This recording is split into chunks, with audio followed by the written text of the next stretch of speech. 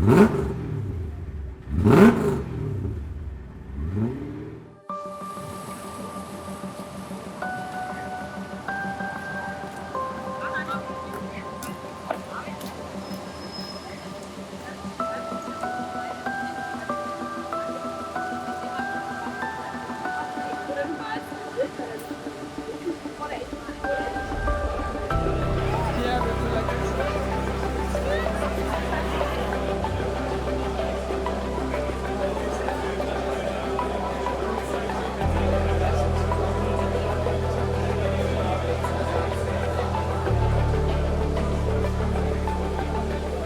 film that's about what happens to a town when a factory closes down, and a factory that employed 5,400 people at its peak over 3 shifts. What happens to that place when that job goes away, and what happens to our pride as a people when what we loved and what we made is taken away from us.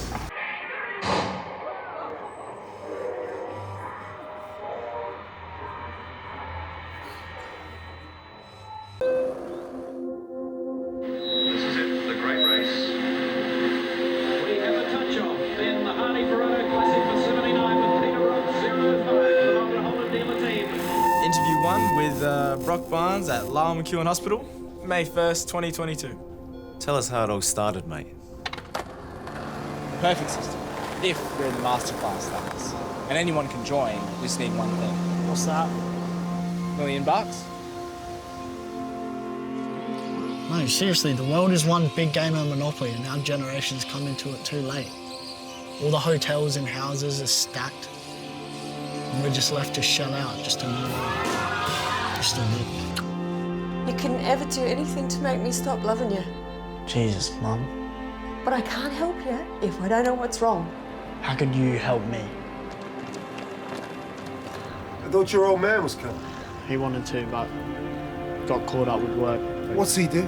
He's in the auto industry. Not much of that around here anymore. I'd do anything. Just please tell me what's wrong. I'll tell you what's wrong. Dedicating your life to some corporation that'll make you a cripple one day and up and leave town the next.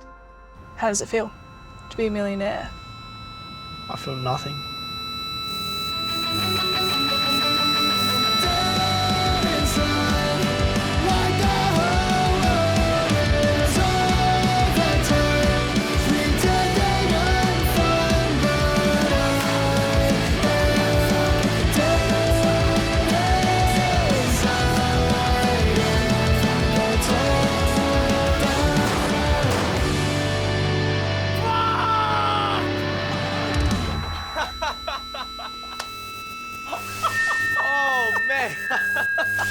It was incredible being at your world premiere for your debut feature film Emotion is Dead. Well, thank you so much for coming along to our massive launch event, and I'm glad you had a good time. It was really real connecting with the characters' lives and personalities, and talking to the cast and crew was really great. This is the first time this film's been screened in its final form, and you guys got to experience it, so thank you so much for coming, thank you so much for turning up and hanging out, and thank you to these amazing cast and crew. What inspiration from your childhood did you incorporate in Emotion is Dead? Well, I spent 15 years away from Adelaide in South Australia, living in London and Los Angeles, and it was only when I came back that I really fell in love with the place again. And all these memories started coming back to me about growing up in Elizabeth and growing up in the northern suburbs. So I tried to put a lot of that true history of my youth into the characters in the film. It would have been good to see kind of fragments of your childhood on screen. I had been writing screenplays for a long time, and nothing felt true to me until I started writing about my own youth, growing up in Adelaide, South Australia. Yeah, it was a little bit cathartic, you might say, trying to look at my life when I was a kid and put it on the page, and then to see it on screen. There was a little bit of therapy in that. And you always tell yourself just write one true sentence when you have a writing block? Yeah, so that's a quote from Ernest Hemingway. He's one of my favourite writers, and he said, when you're struggling with creative ideas or when you're sitting in front of a blank page, all you have to do is write one true sentence. If you can do that, the rest will follow. So that's That's my goal when I'm sitting at 7 a.m. in front of my blank page or my empty laptop trying to think of an idea, just try and write something true. As I read in the article, it was amateur filmmaking gear, but obviously it was quite the contrary. That would have been cool to see all that equipment. Was that when your filmmaking journey started? Yeah, I mean, seeing Pop be a video guy my whole childhood, it just felt very natural to me to make video content. Obviously, it's way more easy now to make video content because cameras are so affordable. You can shoot 4K video footage on your camera. But back in the 80s, when I was growing up, his camera was about that big, probably weighed about 15 kilos on your shoulder.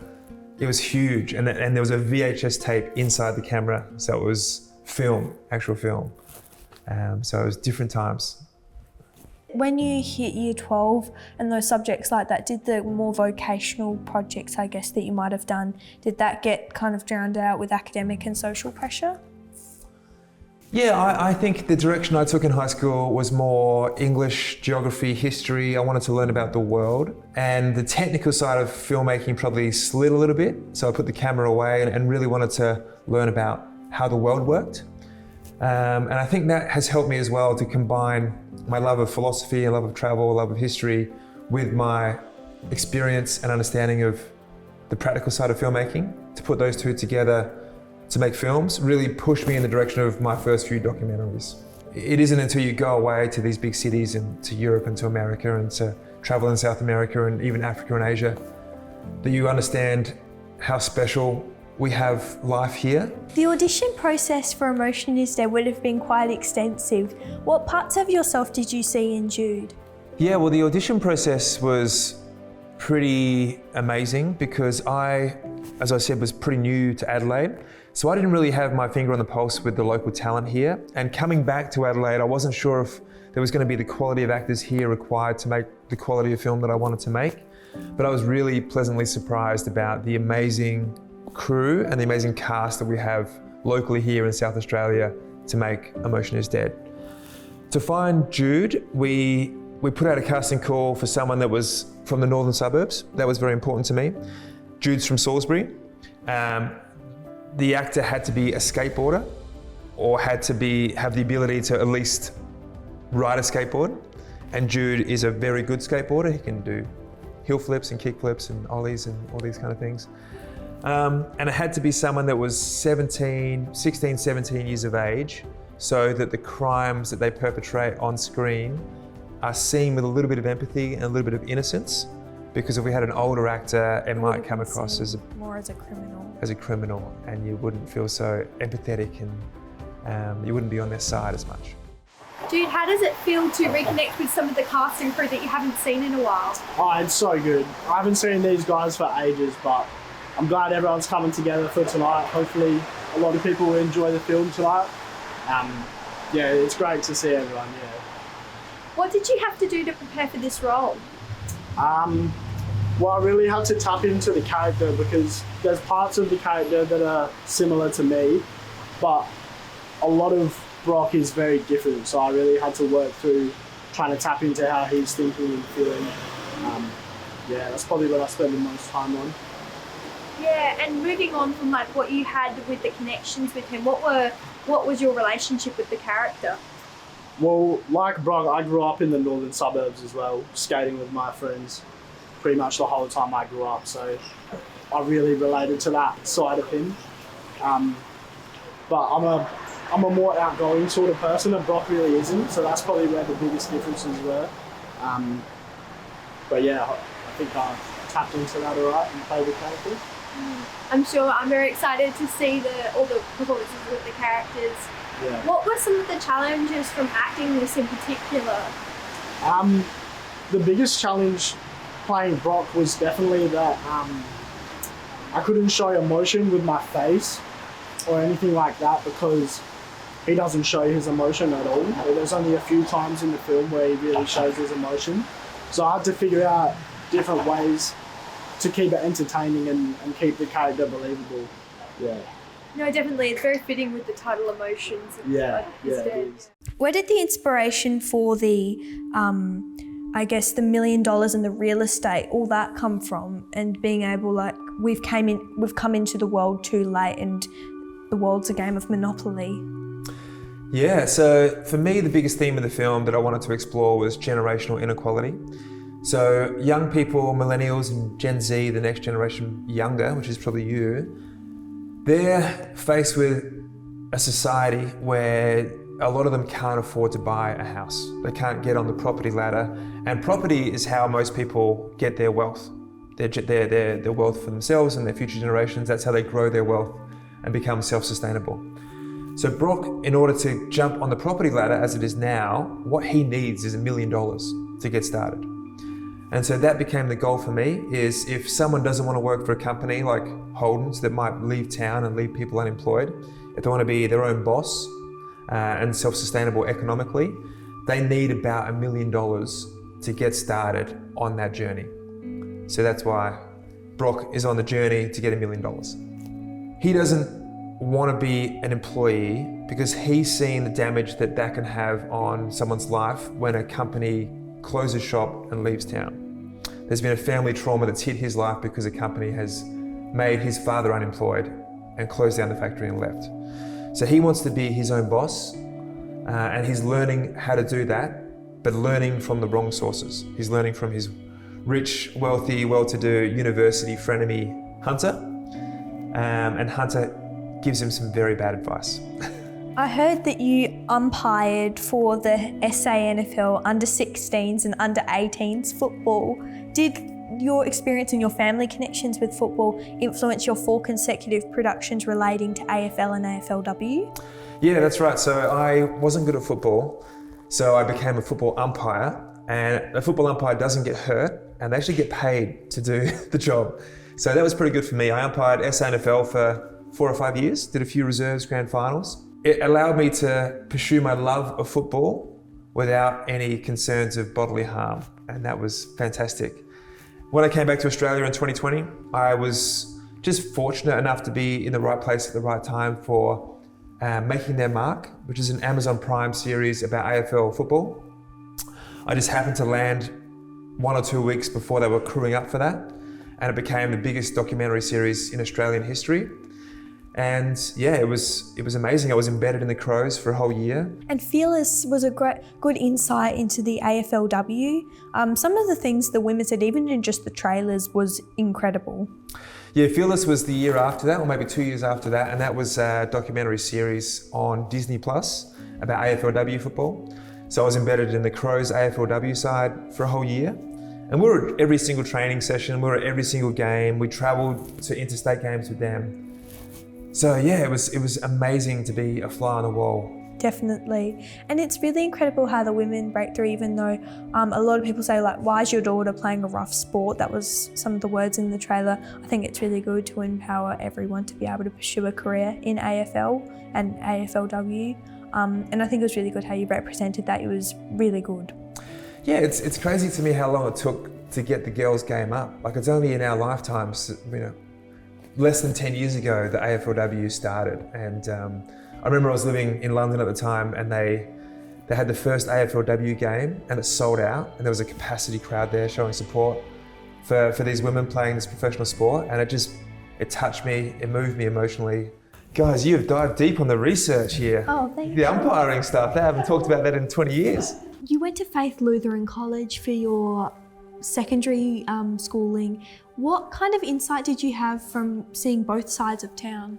I think it was very good to have, my buddies growing up in Craigmore were a certain type of person, and I think that person is typified as working class. And a lot of people that I went to high school with would be seen as maybe the capitalist class, the earning class, the privileged ones.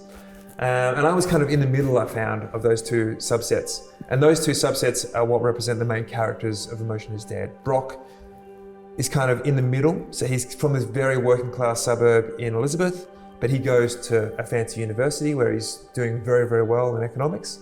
And his friends at university are from this privileged class. So I think from a writing perspective, myself being in between the classes, the two main extremes of classes in Australia, helped me to understand the lives of both. Because as a writer, you've got to write every character. So you kind of have to understand what the motivations are and what the intentions are of the working class people in the film and also the privileged people in the film. So I think I was in a very privileged position growing up in Elizabeth and going to Faith Lutheran College to understand the whole spectrum of society. As I understand, your tertiary studies were with a Bachelor of Management majoring in marketing, and for most of your 20s you worked in advertising. How has that helped you with your filmmaking career? So I always wanted to be a filmmaker, but I wasn't too sure how to get into it. I remember I was watching TV one day and there was a Coca-Cola ad where these dudes jumped out of an aeroplane and surfed down to a little pub in the middle of Australia because they had a Coke sign on it. They got down there, had the Coke, and I thought, that's something I want to do. I want to make that. How do I make that? And so I thought the way to make that was to become a marketing person. So I initially went and did marketing at the University of South Australia.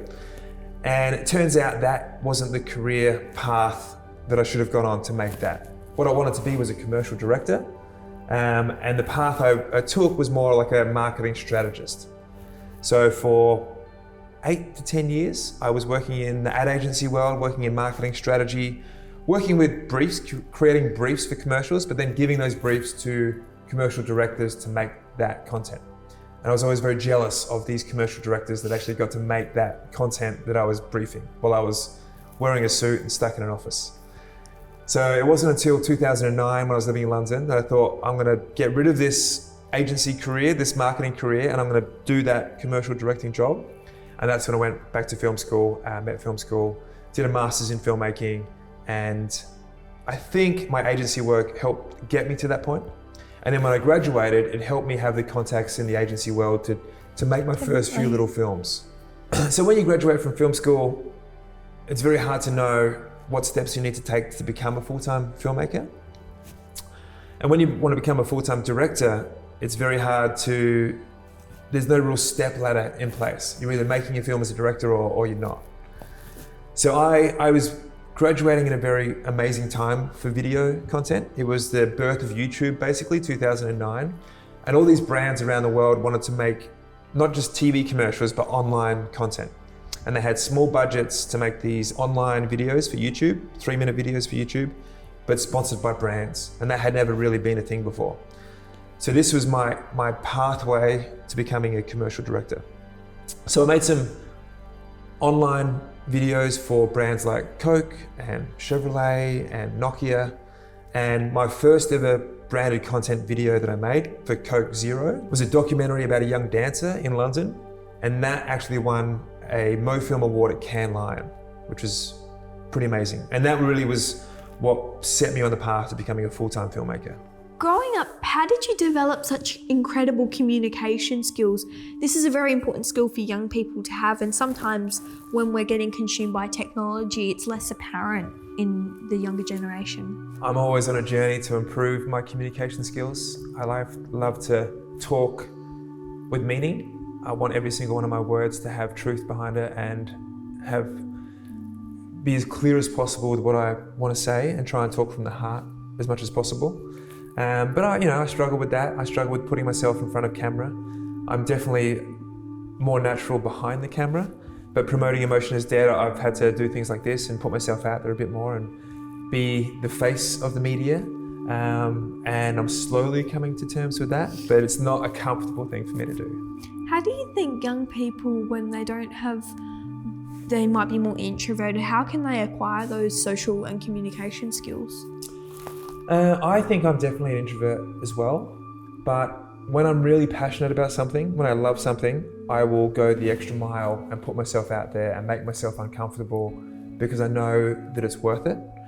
With Emotion is Dead, I feel like it's an important story that needs to be shared. It's a story about working class people in South Australia, but it's also a story about working class people universally. And I want to give working class people a voice and talk about the disenfranchised.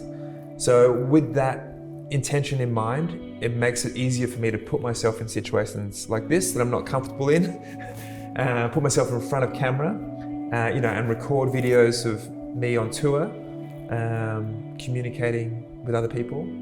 At what age did you realise your innate ability to clearly communicate yourself in a way that is easy for others to understand and come together to create a production while still keeping a good set vibe and being able to put others' ideas in the realm of possibility? I'm still learning that.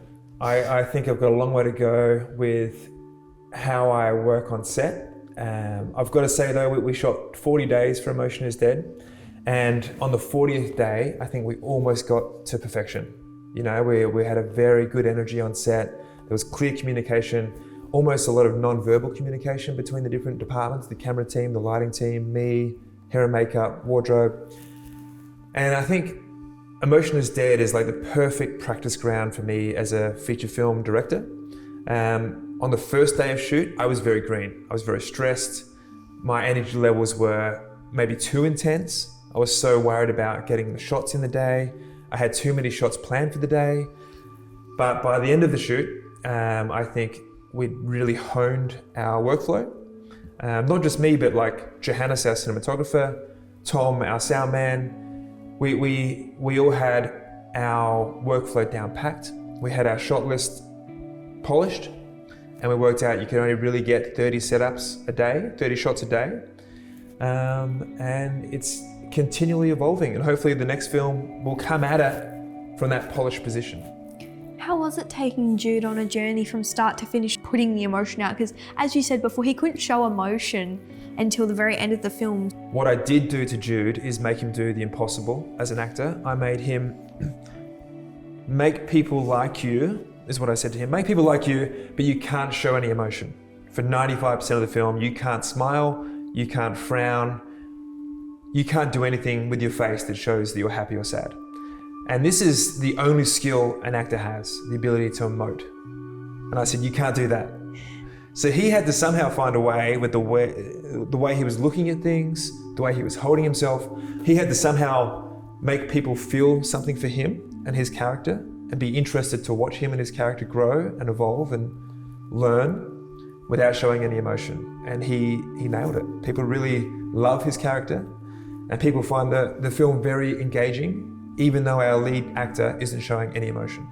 Yeah, it was pretty amazing actually, because the kitchen scene is the confrontation with Shazza, his mum, and Brock in the kitchen. It comes in about 70 minutes into the film, and this is the first scene that he can really explode, where his emotion can come from within and rise up and then come out in dialogue. And it was cathartic. It was amazing for him. You could just see he was so much more alive on set that day because he could actually project himself and show how he was feeling.